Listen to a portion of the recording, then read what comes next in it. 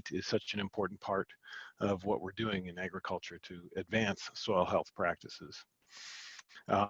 My role here, as I mentioned, as Senior Director, I lead the efforts of the Soil Health Partnership along with a team of about 23 other folks who are focused on various aspects, including 9 members of our field team, a half dozen or so members of our research team, as well as our communications and operations teams, which really help us to deliver the kinds of efforts around understanding and building soil health practices that farmers can implement for their operations.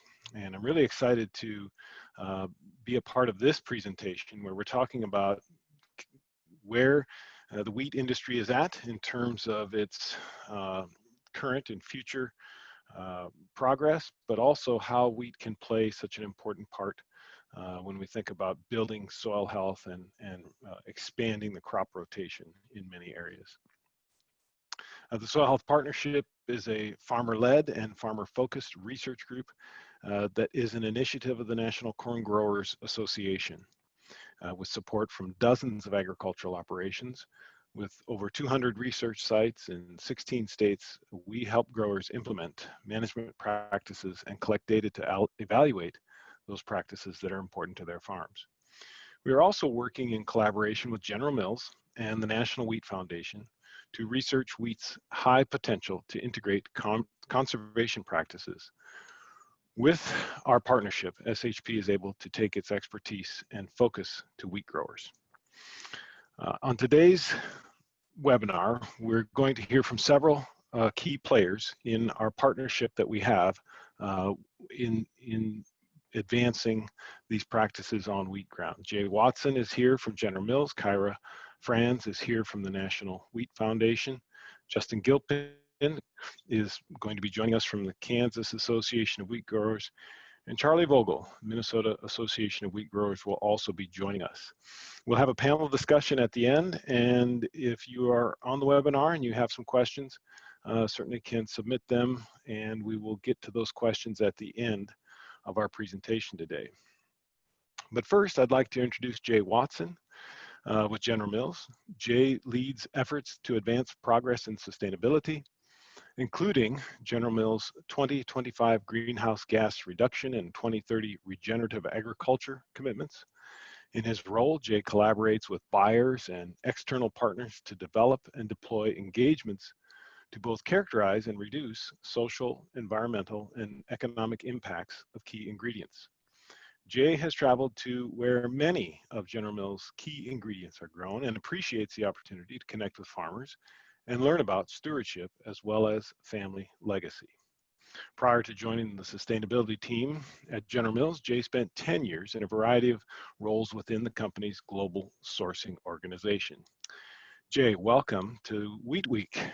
Go through my presentation here a little bit and tell you more about our work at General Mills and sustainability in the soil health space and why we're excited to work with the partners who are on the line. So my name is Jay Watson. Thanks for the introduction, John. I work at General Mills in our global sustainability department. I have the pleasure of working really upstream in agriculture and with a lot of our partners to advance sustainability, to advance soil health initiatives, work closely with many producers in our supply chain and in the key places where we're buying ingredients. And I'd say, you know, for General Mills, what I'm going to talk about is just, you know, why we care, what we're doing about it, how it fits with our purpose, what consumers are looking for, you know, how we're showing up, how we're partnering, what kind of programs and pilots we have in place. And hopefully I'll get through that in pretty short order here so that we can save a lot of time for Q&A at the end.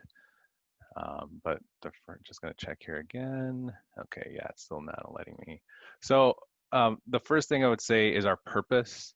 And really nice slide I could show you, but our purpose at General Mills is to make food the world loves. And, you know, of course, we're a food company, so we want to call that out clearly in our purpose, but also make food the world loves, food that people love, but also food that the world loves. And that's where sustainability really nests in our approach to think about nature and resources and the stewards of those natural resources, producers, and thinking about all the work that we're doing in our sustainability and philanthropy, kind of laddering up to that. Okay, there we go. Oh, thanks. Um, Thanks for the backup.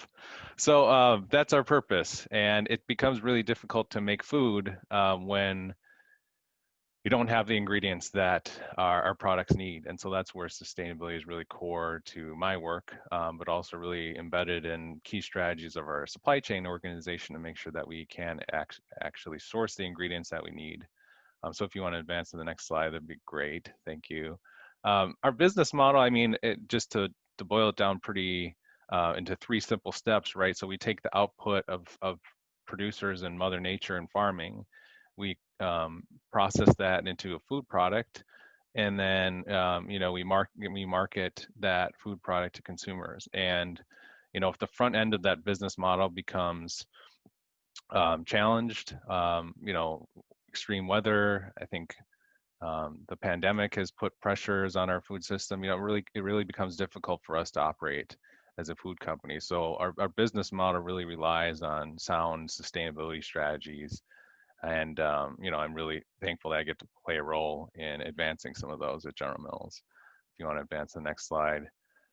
Our responsibility, this comes from Hartman out in Bellevue, Washington, some research, and really it's the main point here is in that blue, in the box with the blue letters, saying that more consumers now are looking to large companies rather than government to bear the most responsibility for making our world more sustainable, because they see us and other large food companies as being part of the problem, and therefore we need to be part of the solution. And so not only is it the right thing to do for our business, but if we want to have a business, we have to do right by our consumers. And we're hearing that in the research that's represented here. If you could advance to the next slide, please. So our brands, and we're here talking about wheat, but of course we know that sustainability happens across the whole farm. And so wheat, cereals, really important, grasses for the rotation. And here's some of our products. There's a lot of wheat in those products. You think about things like frozen dough, or even wheat-based cereal, tortillas for Old El Paso. Think about Betty Crocker and soft wheat for some of our mixes, pizza crust, pizza rolls. We are one of the larger buyers of wheat in North America. We know how important it is to us, but also to the producers as part of the rotation. And so that's why we're investing with partnerships like Soil Health Partnership, the National Wheat Foundation, to make sure that we're bringing some of our resources where we can play a role to advance sustainability in key wheat sourcing regions. Again, because we can work on sustainability for the wheat crop, but again, we need to work across that whole rotation. Next slide, please. I won't spend a tons of time here, but just this gives you a little bit of overview of our commitments. Our pillars are on the left there, but also our sustainability commitments. And this is not when we committed to them, obviously, because there's a lot in the future, but this is kind of the end date. So having kind of target commitments with end dates and metrics is something we've been doing for some time now. Really, our sustainability journey launched before 2010, but that's really where I'd say a lot of it started to ramp up. And you can see a lot of efforts here on ingredients, on greenhouse gas emissions, on recyclable packaging, but then really where soil health is nesting again is in this focus on regenerative agriculture, where General Mills has come out with a leadership voice in the last probably 18 months or so. The next slide, please. Yeah, so we think about these challenges and how we're working with partners like we have on the line to try to address these challenges. We really are thinking about soil health as that foundation of regenerative agriculture.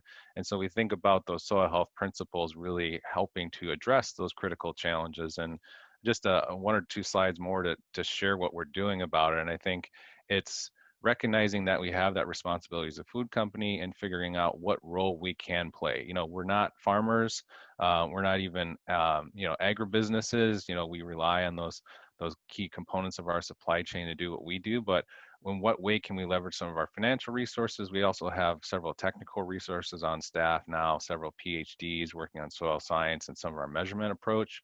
So how can we take those resources and do what we can to accelerate farmer adoption? Because this really is a farmer-led movement. We want to do what we can to kind of just enable, accelerate some of those insights. And then it's really important for us, and I think for many others on the line, that we quantify those impacts and what those not only environmental impacts are, but what also the economics of soil health and what it means to producer and their vitality. So if you go to the next slide, this is how we're showing up with some of our investments. This speaks specifically to what we're doing in our pilots.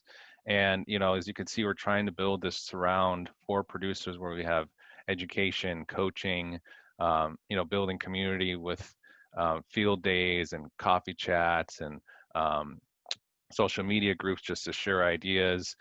You know, again, we're measuring those outcomes. So we have a team of researchers that are studying soil, water, biodiversity, profitability in cases where we're working in dairy, thinking about animal well-being, and then really excited that in the Southern Plains, we're, you know, in Kansas, key wheat growing region for us, where we've done a number of sustainability work already.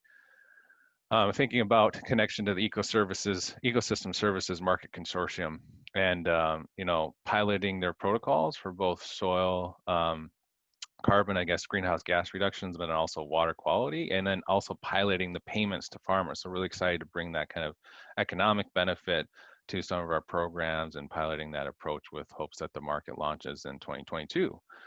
And so, you know, really pleased to work with National Wheat Foundation, Soil Health Partnership, because they're working on a lot of these things as well as we think about that education, that on-farm research, the demonstration, you know, the understanding those outcomes, working with producers, creating those networks, you know, really fortunate to have partners that are on the ground because, you know, as a large food company, we can sometimes get to origin. It's harder to do now with the COVID environment, but know that supporting producers is what we'd like to do, what we try to prioritize with the resources we have, and just thankful to be a part of this webinar and part of the movement.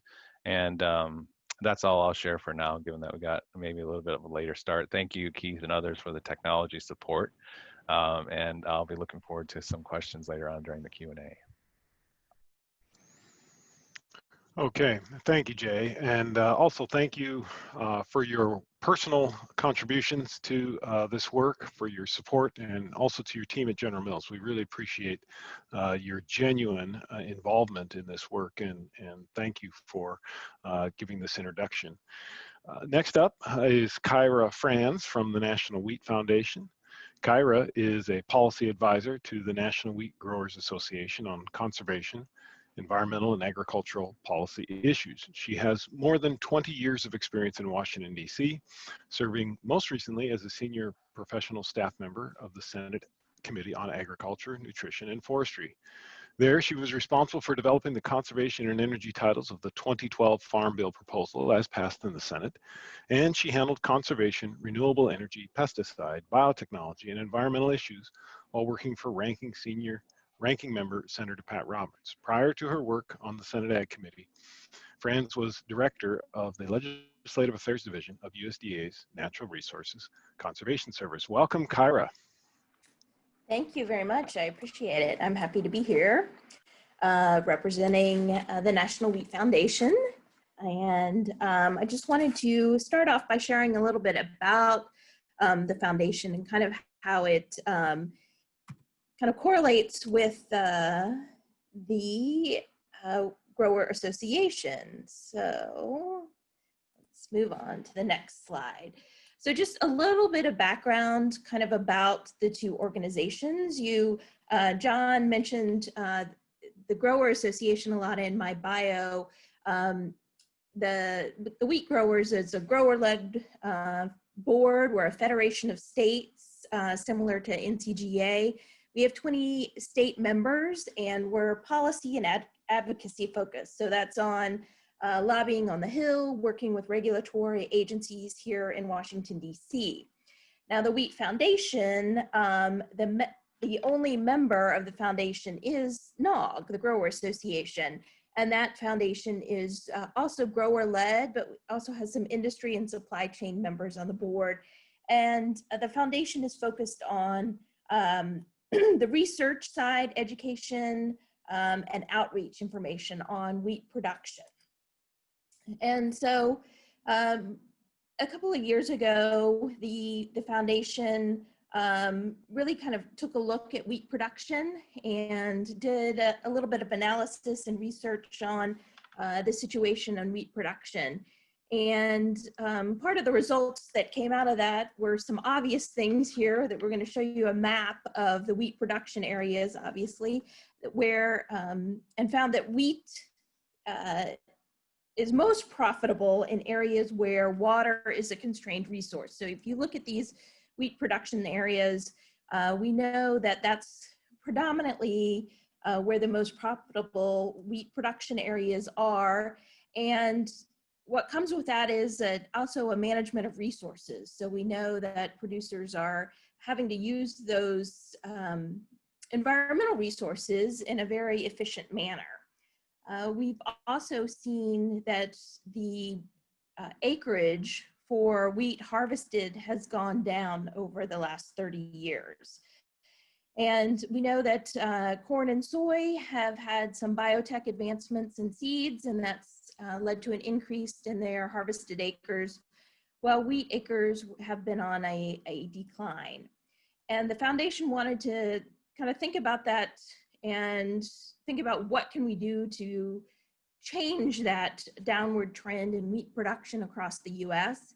So they went into kind of developing a national wheat action plan to try to increase wheat research, improve productivity, wheat productivity, and farmer profitability. And as a result of that action plan, they've identified 3 priority areas: unifying the industry around common goals and strengthening industry relationships, to educate, demonstrate, and motivate farmers to realize the value of optimizing management practices to maximize both productivity and profitability, and to design, develop, and deploy increased risk management tools for US wheat growers to improve their opportunity for profit. So this is where the National Wheat Foundation's involvement in the Soil Health Partnership comes in, and kind of aligning with those 3 pillars of the Wheat Action Plan, and really looking at opportunities to understand the impact of soil health practices on wheat productivity, profitability, and the quality of the wheat crop that's produced. We would like to share the information and learnings with other growers within, through the National Wheat Foundation, through the National Wheat Growers Association, and our members, using that information to inform policy discussions on Capitol Hill, and really look at long-term competitiveness for US wheat growers to produce a sustainable quality crop. And we were very fortunate to have the support of General Mills in undertaking this effort and working with SHP and engaging growers to kind of really get involved in the learning and understanding about soil health practices. We know from our involvement with the field to market and looking at USDA data that wheat growers really have been improving their natural resource management use over the last 30 years. As I mentioned before, we know wheat is predominantly grown in water scarce areas, and so we've had to adopt more conservation tillage, no-till, minimum till, and we have started to adopt those practices, and we're looking at cover crops and other soil health practices, but really understanding what that does in those more water scarce areas and how that impacts the quality of the crop that's grown are really important learnings for our members, and how we can share that information back out to our growers. So I might kind of stop there and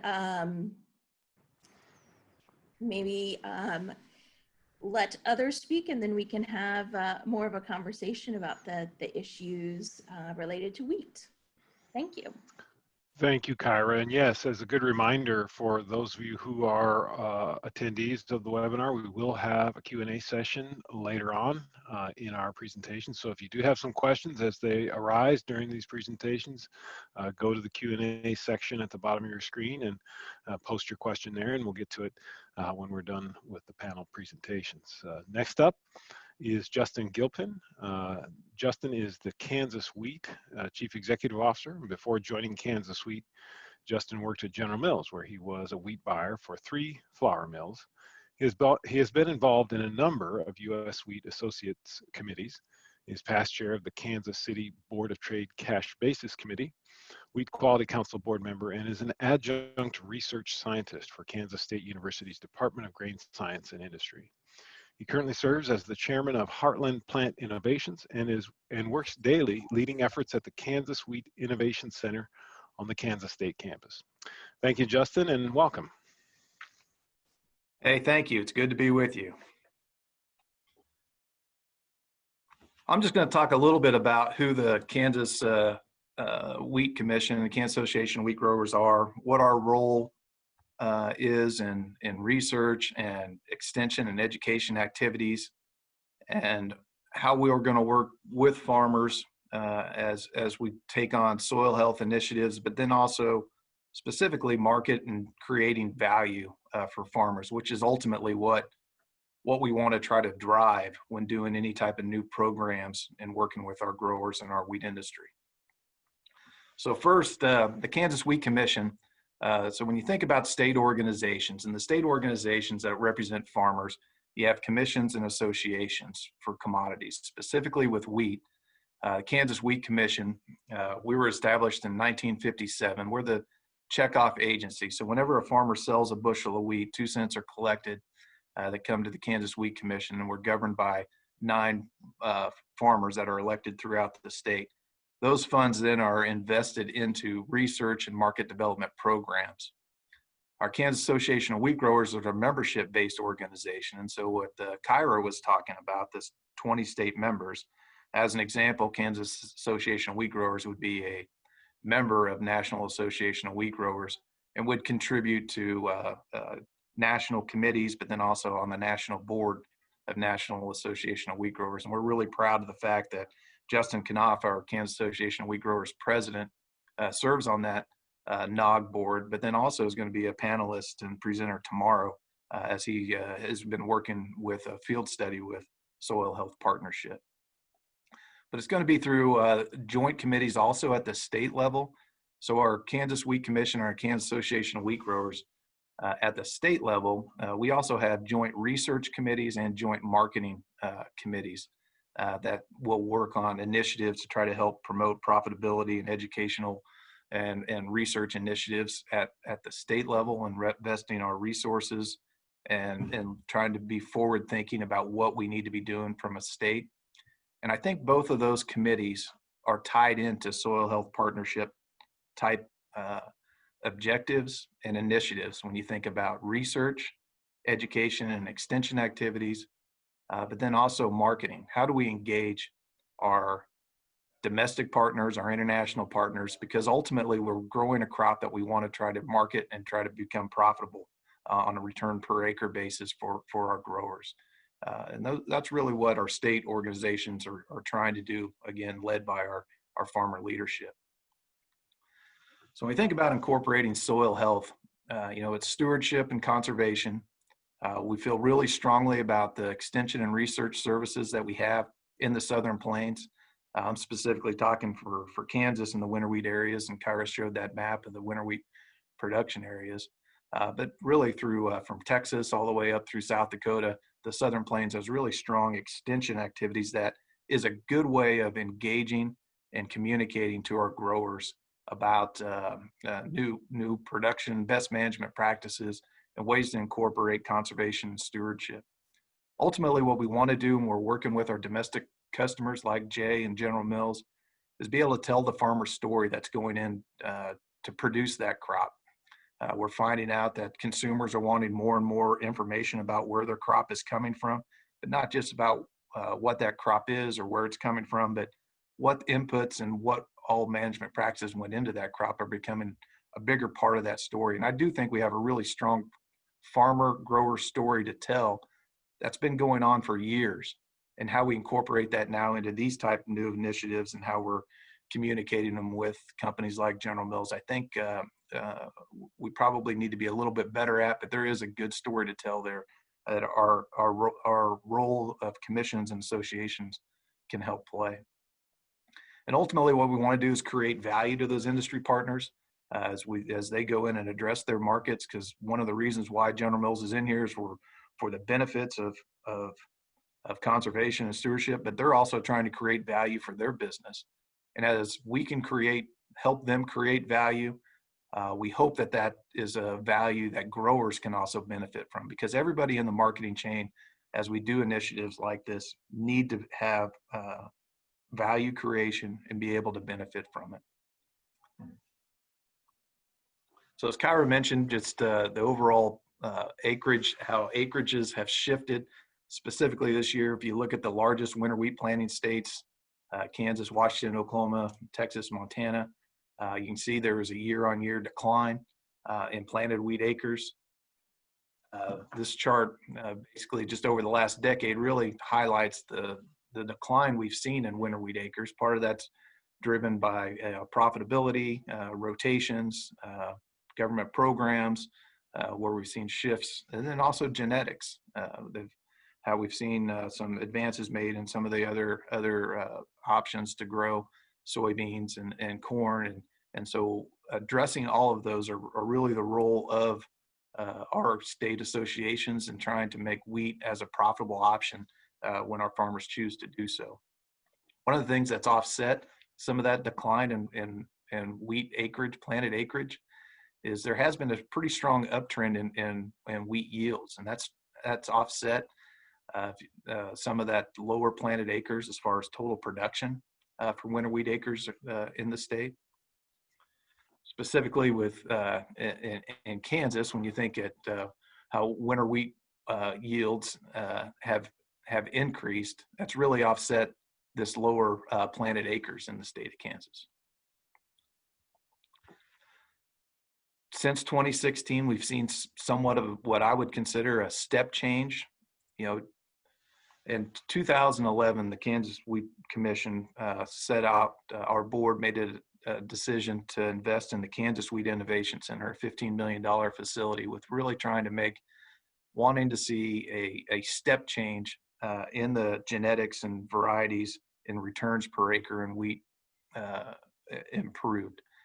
And so with that stake in the ground and that initiative that's been undertaken here in the state of Kansas, and then the wheat action plan that Keira was talking about, I think when you look back just at the past decade, we can see a step change in the genetics that are available in wheat varieties to winter wheat farmers now. When they incorporate those production practices, there is a higher end yield goal for them to try to achieve. And so just within 2016, we've seen that, not just with that higher yield goal, but even in challenging years like we had in 2018 in Kansas, and even this past year where we had pretty drought-stricken areas in western Kansas. The genetics have given a new level of farmers to try to reach for, which I think is a really good story to tell. But it plays into the soil health partnership initiatives and talking about management practices and trying to combine and try to maximize those genetics that we have now available to farmers. One of the things we try to communicate when we were talking about wheat and the value of wheat and rotations and the benefit to soil health, you can't ignore the value of wheat straw. The value of wheat straw and crop residue that wheat provides, it does benefit other crops and a diverse rotation and increasing not just wheat yields, but then also the row crop yields. And as you can't get on Twitter without seeing somebody talking about the challenge we have right now with weed control. And so as we try to face that, the new frontier of trying to control weeds and maximize production, crop rotations, wheat and wheat straw in those rotations are going to be an important part of that.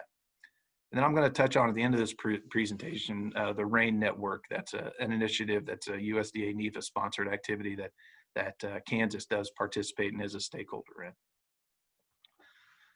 So I'll go through these pretty quick, and the numbers will be in this presentation for posterity, but just to highlight some of the work that's been done at Kansas State University, and then also North Dakota State, and then also Nebraska, University of Nebraska-Lincoln, some data that we've tried to pull together and talking about the value of wheat straw. Wheat straw not only is a good residue for weed control, but then maintaining moisture, but it also can help offset some of the input costs. When you talk about trying to maximize the management practices that go into wheat, knowing what type of fertilizer and the amount of fertilizer you have to put into that crop, it's important to note that the total fertilizer value of wheat straw can be up over $10 per ton, or up to $40 an acre value to that grower as he's maximizing his crop rotations. The taller wheat stubble, and then it will allow for, like, as a lot of you know, being able to catch snow, which translates into a fuller soil moisture profile. So, you know, standing stubble can take longer to decompose. And with that standing wheat stubble, the soil evaporation will be reduced with that crop residue, and it stops the wind flow and allows it to catch that snow and catch moisture. But also, when you think about when you don't have wheat stubble out there, the bare ground, as many farmers know, weeds can germinate a lot sooner, and they're harder control on that bare soil. And also, taller wheat stubble is the better wildlife habitat. For those of you that do pheasant hunting, or this weekend, some of you might have been out dove hunting. You know the value that a wheat stubble field can play in trying to promote that wildlife habitat. So when you think about the row crop rotations and how wheat fits into those row crop rotations, again, this is some data that we wanted to include in this presentation for posterity, but and also make sure that everybody knows that there's a resource available through the Ag Manager website through Kansas State, but really shows how having wheat stubble and having wheat in a wheat sorghum rotation can improve not just the soil health, but then also what a farmer's most interested in is that overall yield and that return per acre. And the major benefits from that wheat crop is a greater sorghum yield when you have wheat in a sorghum rotation. It allows more water for that sorghum at planting time, but then also breaking up disease and insect cycles. So some data that is historical data that is proven over time. We do see a greater sorghum yield benefit following wheat than in a sorghum rotation.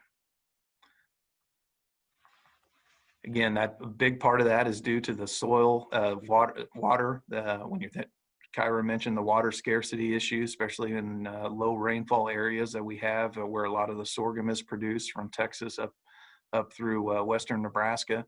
It's important that we're trying to maximize that soil, that water, that soil bank of moisture that we always farmers are trying to pay attention to. That ultimately will determine the type of crop that they're going to have. And that available soil water for sorghum at planting time is increased when you have wheat in that rotation. And obviously, when we've seen the corn acres increase throughout the Southern Plains, it's important to think about how wheat and corn sorghum rotations fit, and the importance of wheat are really highlighted when you look at in a corn after wheat situation. The increases and not just being able to have the soil health that the wheat stubble, the other benefits that the wheat stubble will provide, but the potential for that corn being able to have a higher yield because of that being in that following a wheat crop is something that I think that will work with our extension folks. I think that initiatives that Soil Health Partnership is putting together, creating new data to make available to our farmers and growers to make decisions will all be very valuable. Again, the water and the moisture in those water scarcity situations will really help with that productivity and profitability when thinking about wheat in a row crop rotation.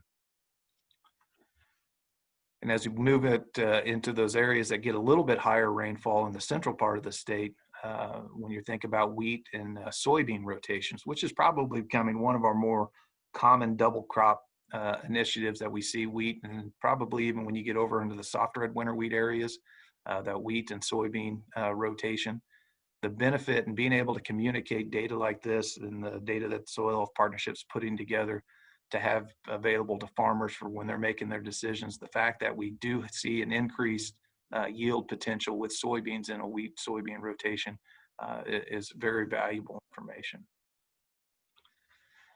And obviously, you know, I mentioned all the comments right now. Probably one of the bigger challenges that we're hearing from our grower membership is just being able to do weed control. You know, when you think about the value of weed control, if you're not controlling weed control, the impacts on that soil health, as far as being able to maintain that moisture level, to reduce that weed growth, and ultimately, if you can minimize your chemical applications, that's certainly something that's going to be a cost benefit to farmers. But then also trying to figure out exactly what changes in the soil with all with that chemical control, what impacts that might have. I think it's this is a very important issue and challenge that the Soil Health Partnership will play a role in providing information for our growers. And lastly, I just wanted to touch on the Rain-Fed Ag Innovation Network. Again, this is a National Institute for Food and Agriculture program in the USDA. Kansas Wheat is a stakeholder. It goes into all of those aspects that we're talking about and initiatives within the Soil Health Partnership about increasing water productivity, nutrient use efficiency, and soil health, being able to provide that information with the goal of sustainably increased productivity in rain-fed agricultural systems in the Southern Plains are all important initiatives that, again, this is another piece that is state organizations are stakeholders in and investing in to try to put together information for our growers. With the expected outcomes of field evaluations of current and novel cropping systems in the Southern Great Plains, again to look at the weed impacts, water productivity, and nutrient use efficiency, and ultimately improved soil health. This data is all available through the rainfedag.org website. As wheat growers are challenged with returns per acre, I think it's really important that we look at the soil health initiatives and how they can play a role. Ultimately, we want to look at trying to improve yields, the return per acre, what that value is going to be in our rotations. And ultimately, our farmers and growers, we're on the front line of sustainability and regenerative ag type issues. Sometimes, quite honestly, the regenerative ag and sustainability, it can be a term that can almost be a little bit wearing on producers because it's something that they feel like they have been playing a role in. But as we move forward and we see companies in the domestic market, but then also our international market that are trying to create value, being able to tell that story, being able to get the right information to our farmers so that they're making good decisions in their best management practices to play a role in improving soil health. That is a story we got to be able to, as an industry, communicate both to our domestic and international partners. From a state level, we're going to continue to invest in research and initiatives to highlight soil health benefits. And I think it's going to be our role, as we try to find ways to increase value for farmers and pass back to growers. We're seeing baking companies that are having a lot bit more vested interest in, and not just the varieties and the quality of those varieties and the quality of wheat that they're going to be buying from flour millers, but they're also wanting to know more about how the story of that crop was produced. And ultimately, we can work together to try to help create more value for those growers that are participating in these programs. So with that, I went through that pretty quickly, but again, hopefully there's some information and some resources that I was able to share with you on this presentation that for long term, if somebody wanted to reference those, but also give an idea of how the role of commissions and state associations play in working with Soil Health Partnership and other partners in trying to encourage sustainability and regenerative ag type initiatives. So look forward to the panel discussion. So I'll just stop there. That's great, and thank you, Justin. Great information and good work, and we certainly appreciate working with you on some of these efforts. It's going to be the result of a team effort for sure to move these things forward. So thank you for that. And next up, our final speaker on the panel today is Charlie Vogel. Charlie serves as the Executive Director of the Minnesota Wheat Research and Promotion Council and the Minnesota Association of Wheat Growers. Charlie's career has included roles as agronomy manager and general manager at Cando Farmers Grain and Oil. He was the sales and marketing manager at Legacy Cooperative before starting his current role. Thank you, Charlie, and welcome to Wheat Week. Thank you, John. Being last, I didn't do a presentation, but thought I would highlight the similarities and a couple differences that make Minnesota unique in the wheat growing region. As Keira pointed out, wheat's grown in a very large swath across the U.S. The majority of wheat is grown in areas that are semi-arid where water is a precious commodity. Minnesota, in our area, we're a little bit different in that we have to try to get rid of water to be able to grow crops. As executive director for Minnesota Wheat, as Justin pointed out, there's commissions and associations. Both groups are focused on improving grower profitability and sustainability through different ways. The commission invests funds from the checkoff in research and market promotion, and the association is working with legislatures and policymakers to advocate for farm policy that improves or continues to further agriculture along those lines to improve profitability and sustainability. As soil health and wheat go, as Justin mentioned, we've seen a decline in wheat acres over the last decade as growers continue to try to find ways to be profitable in trying economic times.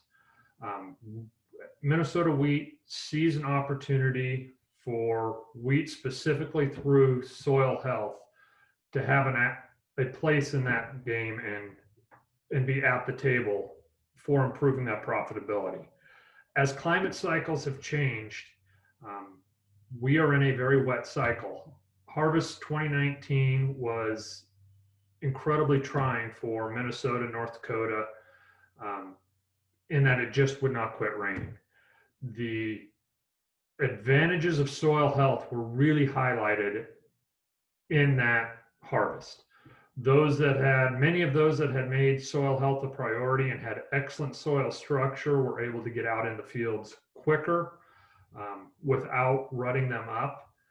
And then a lot of people there was just no avoidance of rutting fields up. It was so wet. And this year, seeing those wheel tracks and the importance of soil health, it's just brought it to a forefront on how crucial maintaining that structure is to having great yields. We also have, through the Soil Health Partnership on Thursday, Michaela Tabert will be presenting with Trinity Creek Ranch.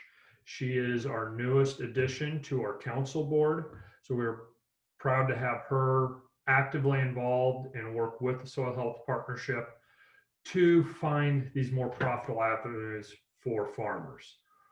With the Minnesota wheat growers, one of our primary goals this year was to increase wheat acres into southern Minnesota, which is typically a corn-soybean rotation. We see, as Justin was mentioning, with crop rotations, we see a lot of advantages with adding a cereal grain like wheat into that rotation to improve, again, grower profitability. I think it's important. Sustainability is a word that is used a lot right now in the industry. And I think there's two key components to sustainability. When it's used, it's typically referring to the environmental sustainability of agriculture. But in order for ag to be environmentally sustainable, it also has to be profitable. So that sustainable profits is a key part of sustainability. As we are seeing an increase in chemical resistant weeds, whether that be Palmer amaranth or water hemp, kochia, as those weeds continue to work north, we're seeing chemical input costs rise, yields decrease due to those pressures. We're also seeing an increase in, as soybeans are growing multiple years, we're seeing an increase in soybean cyst nematode. Crop rotation helps agronomically in all these areas, and wheat fits that role well. By planting wheat early, and we're also really far north, so the growing season is short. Wheat is one of the great avenues to introduce growers to the world of cover crops. It's the first off, it's the easiest to plant cover crops into, and we're really seeing an expansion this year specifically in wheat that is just now being harvested, cover crops being planted, and they'll be followed next spring with sugar beets. And the specific reason is those cover crops having that living root in the soil and leaves transpiring is getting rid of excessive moisture. So in the spring, growers can get to the fields quicker and get that sugar beet crop in the ground sooner and more timely. But wheat allows, with our short growing season, wheat comes off first and allows that cover crop to get established. Consumer concerns is another one. As consumers, as Jay mentioned, are increasingly more involved in choosing what they want to consume, there's an opportunity for growers and companies to market specific products to those growers, whether that be organic. There's all sorts of value-added opportunities. We have to be able to, those avenues all require unique farming methods that reduce those herbicide qualities, and wheat through rotation helps do that.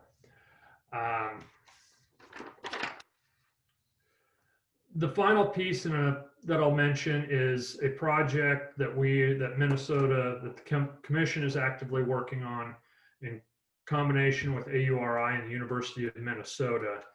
Is we're getting a lot of growers that say, yes, we agree, wheat does well on our farm, it's reducing, we're getting a yield bump next year on our soybeans, it's reducing our chemical costs, but the bankers they don't see we're developing tools that they can educate the lenders and get them to buy in on cover crops and soil health as well. So we're looking at profitability at the whole farm level instead of just enterprise by enterprise. And we're excited to see that develop in those conversations, and the Soil Health Partnership is a key partner in that. So with that, I think I look forward to the panel discussion and any questions that there might be. Thank you, Charlie. Appreciate your comments and great information for us. And yes, we are very happy to be partnering with you and everyone on the panel to advance soil health practices, and wheat is such a big part of that. Thank you to all of our panelists for your thoughts and insights. And it's a reminder now for our speakers to turn on their video and audio as we move to kind of a Q&A session. I've got some questions that I want to start us off with. And if you're attending the webinar, you're certainly free now to enter your questions in the Q&A section. You can check the bottom of your screen for that link. And I think it'd be maybe easiest if we just went in the order of presentation. I'll ask these questions and just have each of you, Jay, Keira, Justin, and then Charlie, weigh in on your thoughts, comments, and certainly, as can happen sometimes, the previous panelist says the point that you had in mind. Don't hesitate to simply say, well, that's already been covered, and we'll move on from there if that is the case. So again, as everyone else who's listening, send in your questions, but let's get started with some just to get our panelists engaged in this discussion. When it comes to soil health, and I'll start with you, Jay, when it comes to soil health, how do you prioritize your science research in comparison to consumer and grower perspectives? How do they impact one another? Yeah, thanks, John. A really great, excuse me, a really great question. And I guess I have the privilege of not having to figure that out. You know, I'm not a scientist. I'm not a researcher. Thankfully, we have a PhD soil scientist on staff. We have other agronomists on staff as well. So really partner closely with them to think about, okay, where we're working, what are the concerns? Because I think that informs the research agenda. And I think we have a sense of what we want to study across all of our programs, and that really is, like Charlie called out, including economics and profitability, but we want to study water, soil health, biodiversity, animal well-being, if we think about some of the animal systems, and economics. And those are important things, but, you know, we think wherever we're working, like we talked about, you know, these kind of water stressed regions, you know, water might be more of a priority focus in some places. So that informs kind of the research agenda, and it is about measuring those outcomes, right? We want to understand what's happening on the farm, what practices are being deployed, but I think that's the what, and we want to kind of quantify the so what. And I think that's what SHP is working on. That's what others are invested in, because we understand that for many producers, they want to see that locally relevant research to say, okay, in my region, in my production system, what has happened when other producers have chosen to make changes or brought in a new crop in the rotation or reduced tillage or add a cover crops, whatever it may be. So, you know, on the scientific research, you know, that's where I'm close to it, but not an expert. And on the consumer side, I mean, I think that is the work happening right now to figure out, you know, what.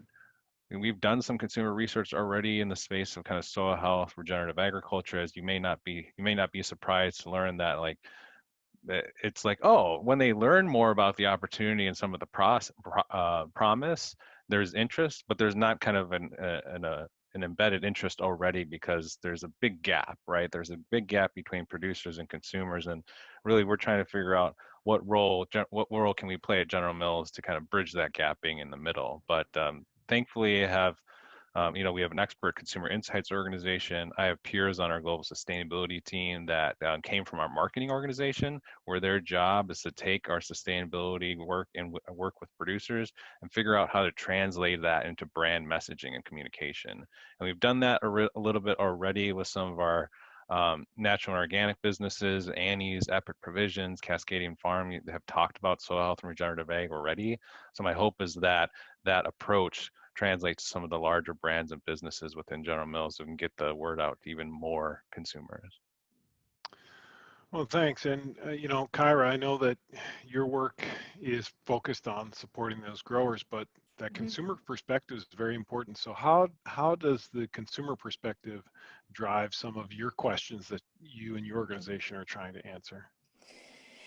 Yeah, I think it's really important to kind of be aware and informed about those positions of either consumers or the customers. So I see, you know, Jay's organization as the customer for wheat, and the consumers being their customers, and really having these partnerships where we can work and understand kind of what's driving the customers of wheat as a commodity, and kind of what they're trying to meet on the consumer needs, and really understanding that, or having that open communication is important, because that research is going to be really specific to those production regions.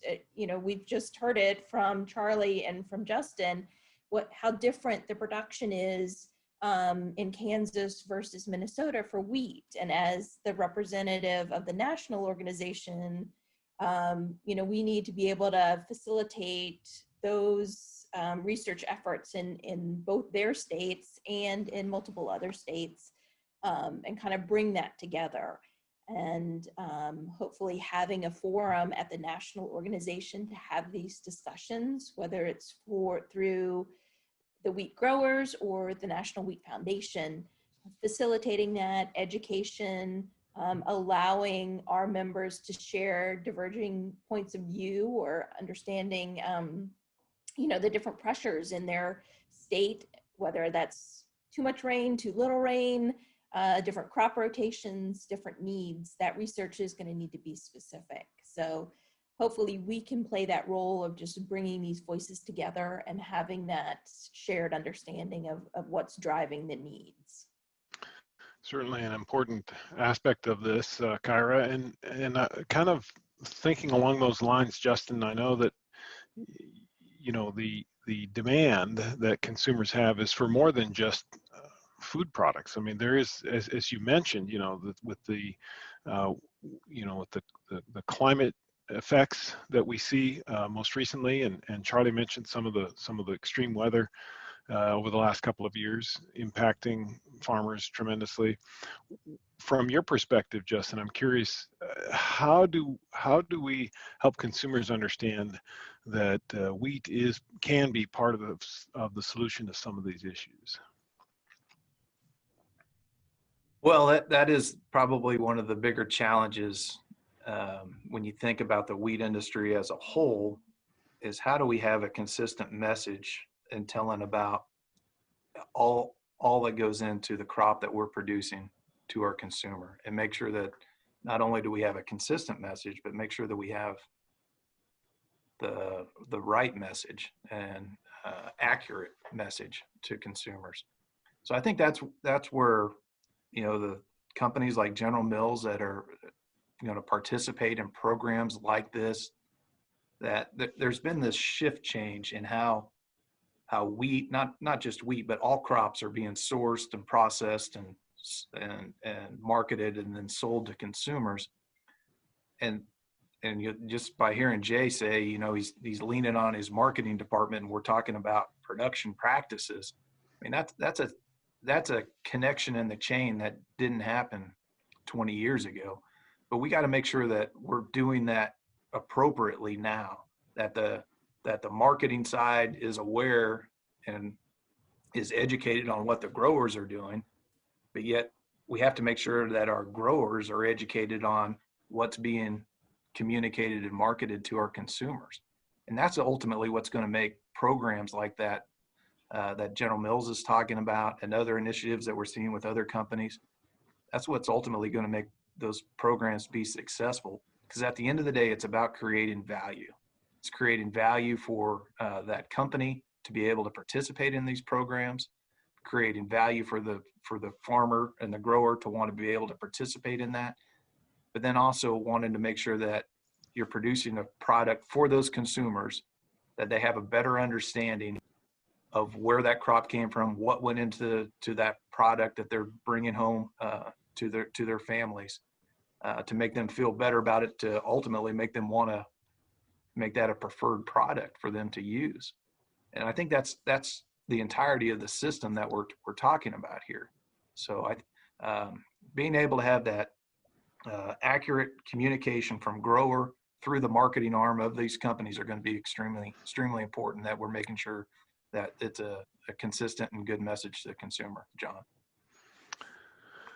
Yeah, I think that's really important. And Charlie, you brought up a key point, I thought, in your presentation about reaching out to growers and giving them a new perspective on the use of wheat. You talked about a specific example wheat following,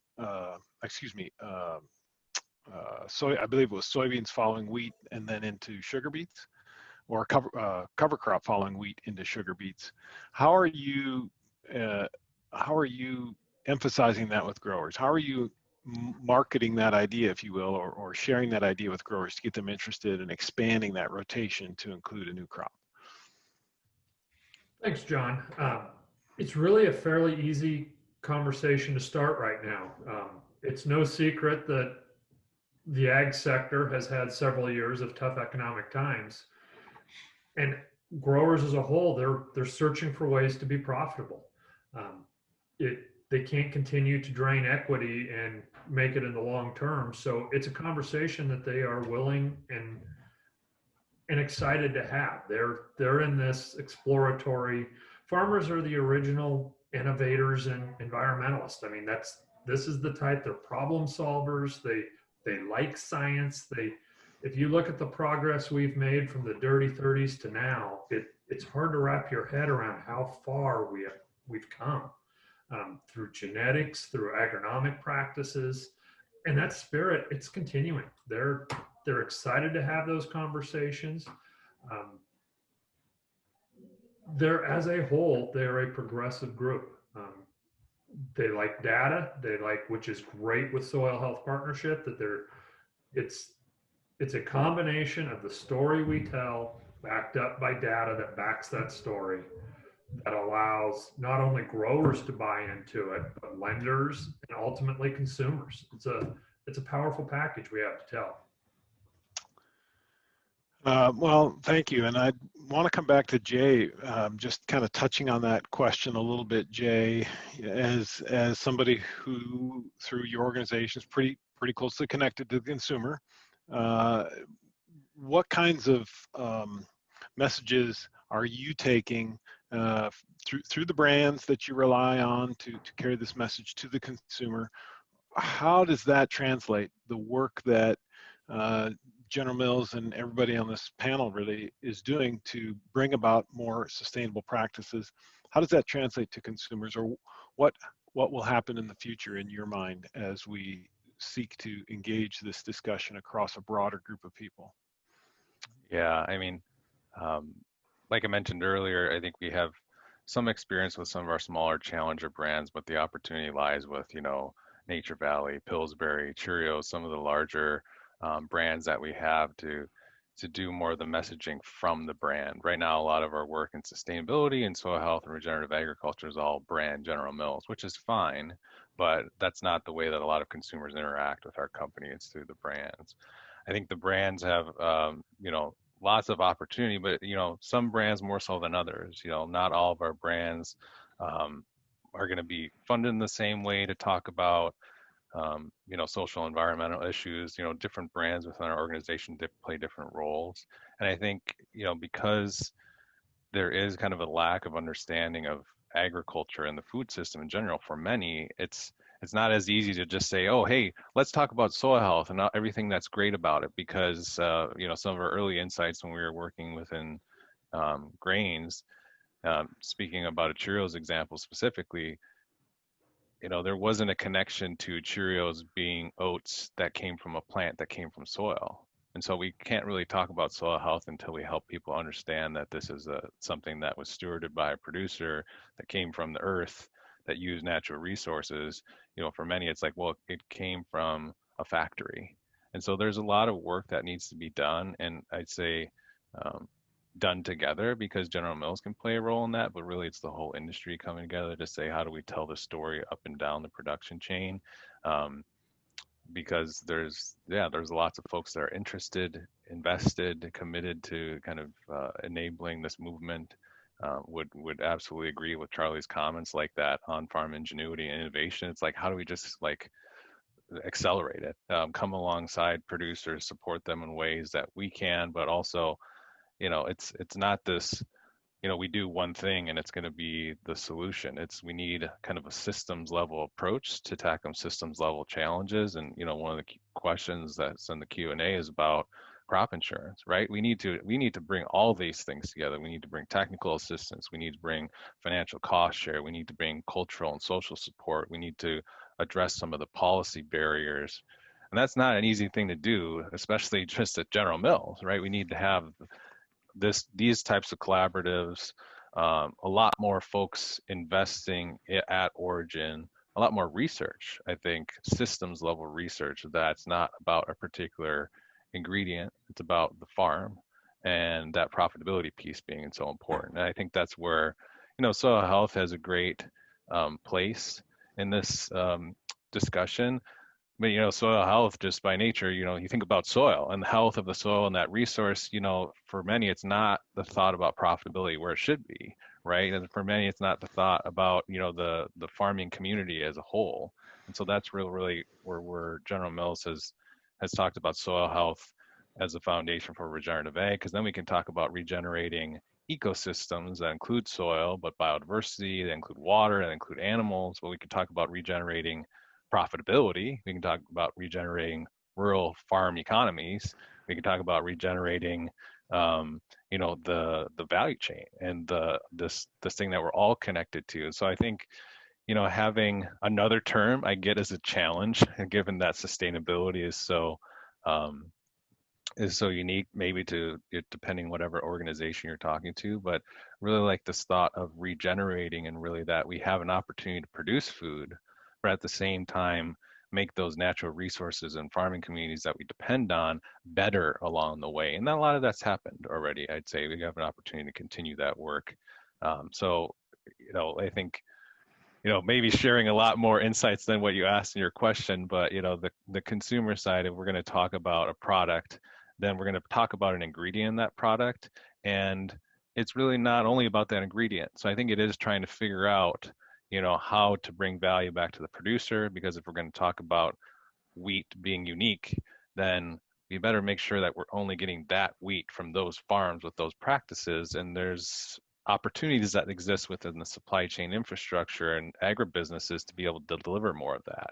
Right now, that's happening more of a kind of small niche lands level.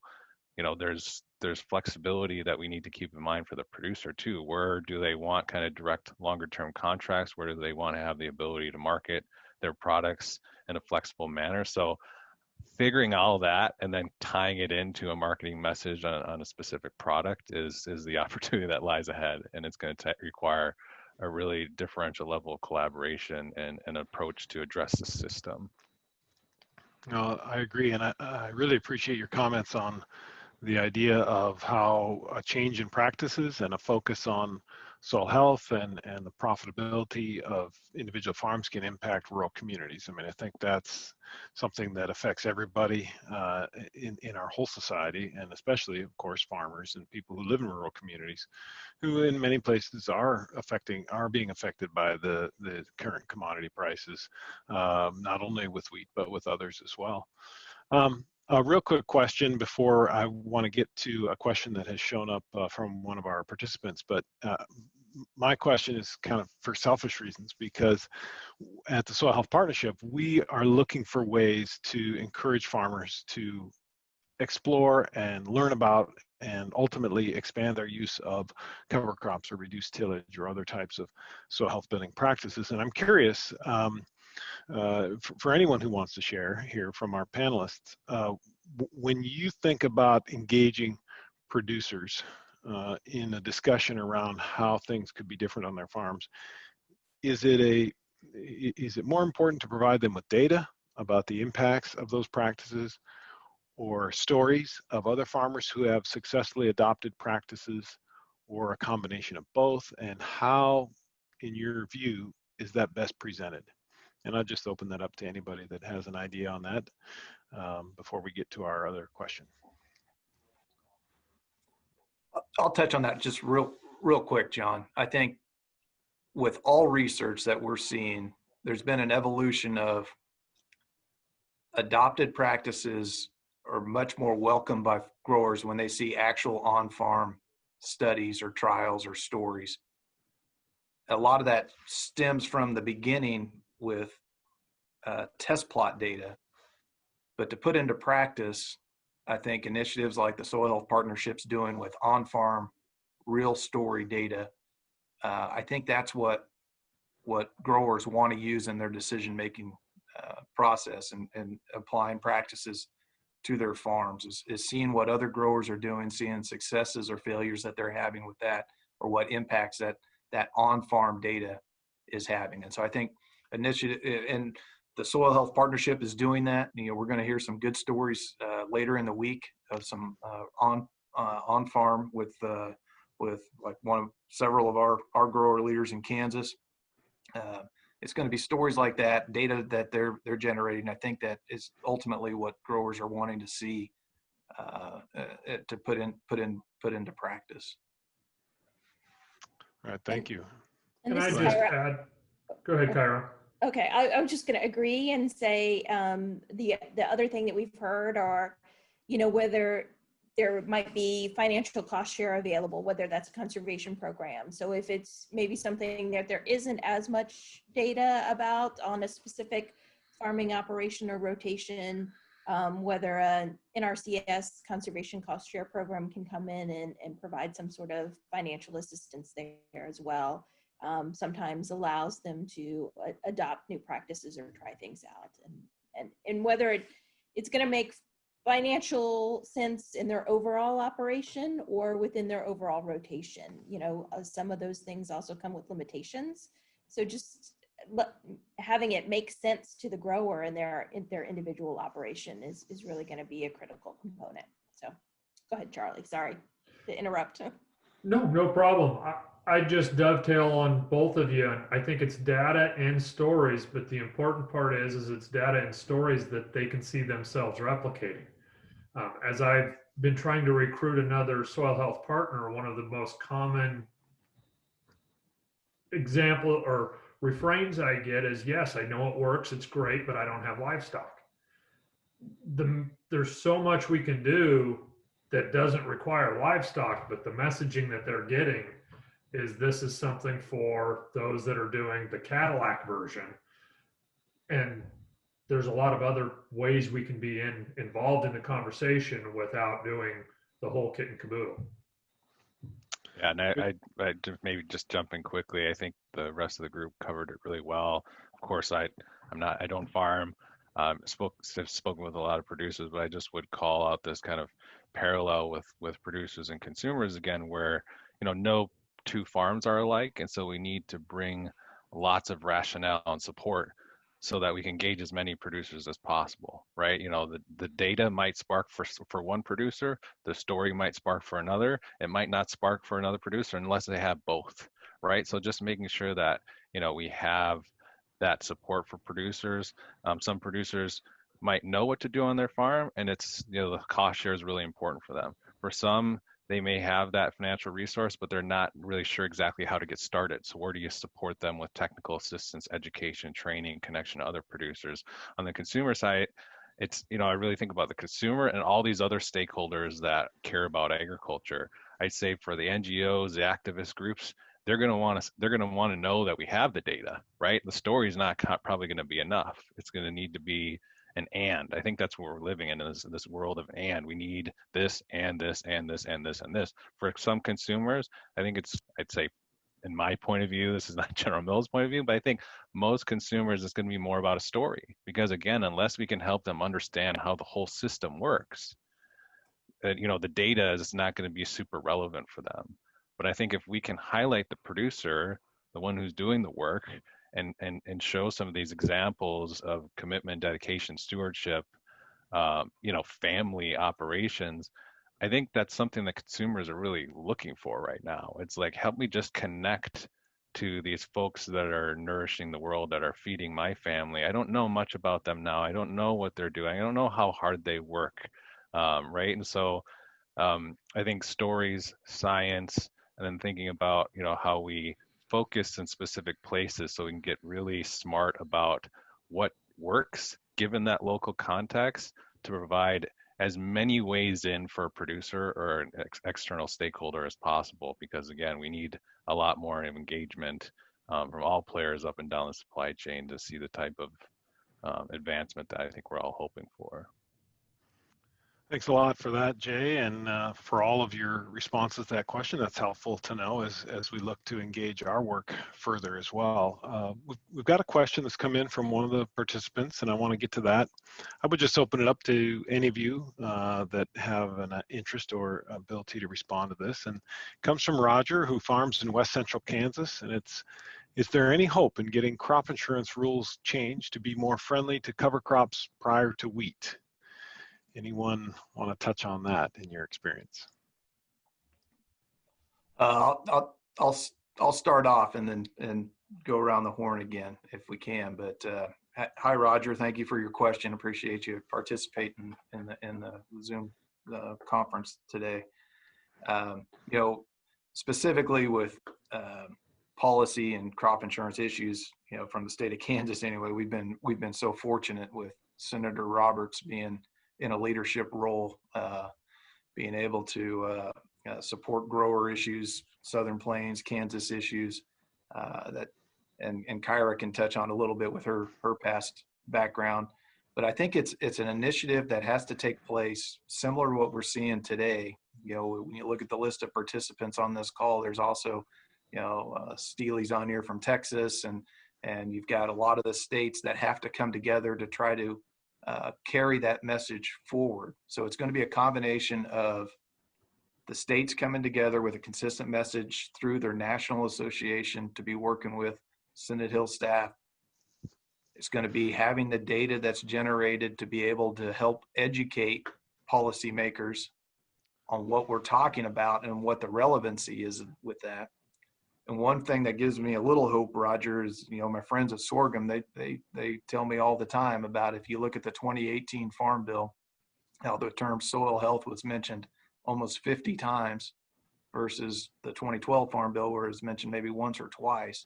There's an evolution that's happening within policy that's wanting to recognize soil health and kind of innovation that comes in conservation and stewardship.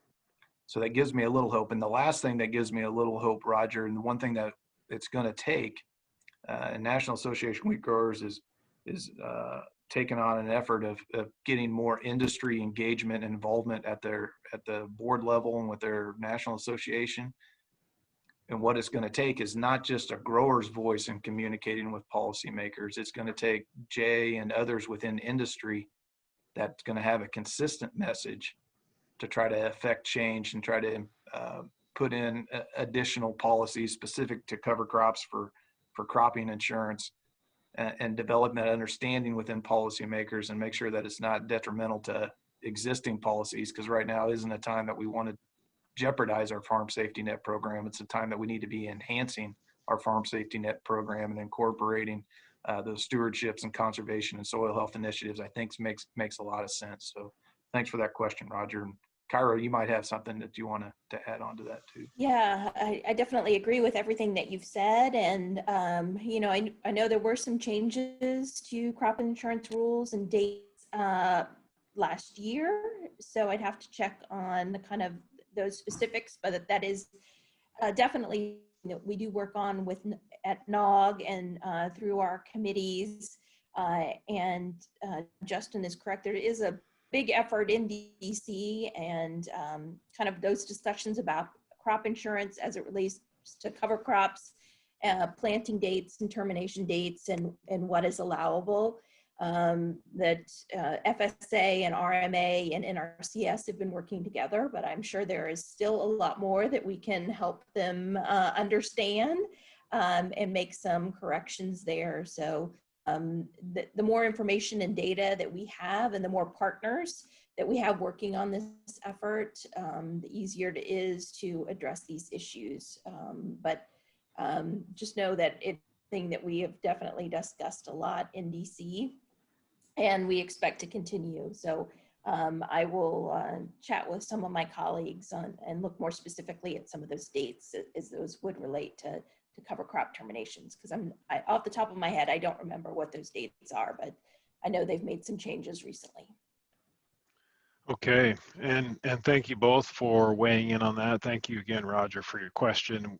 We really appreciate everybody for joining the panel. I thank you for your time and your efforts to address these issues. And I think one of the things that we can take away from our conversation here is that soil health is kind of the beginning.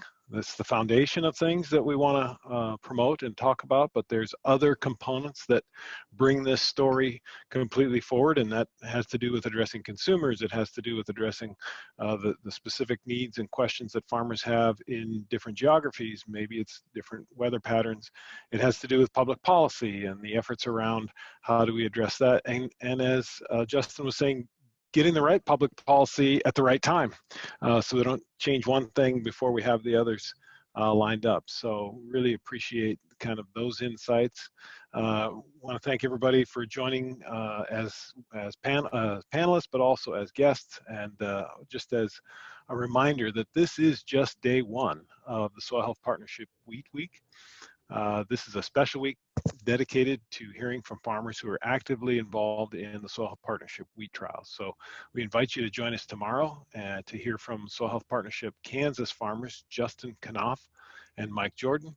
And also on Thursday, as was mentioned, we will hear from SHP Minnesota farmers Glenn Jelly and the Trinity Creek Ranch. And you can easily register for those events at Soil Health Partnership/events.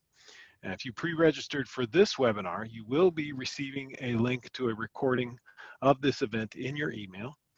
And as always, you can go to soilhealthpartnership.org to locate your local field manager, connect with us on social media, find upcoming webinars, subscribe to the People of Soil Health podcast, which I am the host of and would love to have you tune in to that. And you can read our latest blogs. So to everyone, thank you for joining us and stay tuned for more Wheat Week tomorrow and Thursday.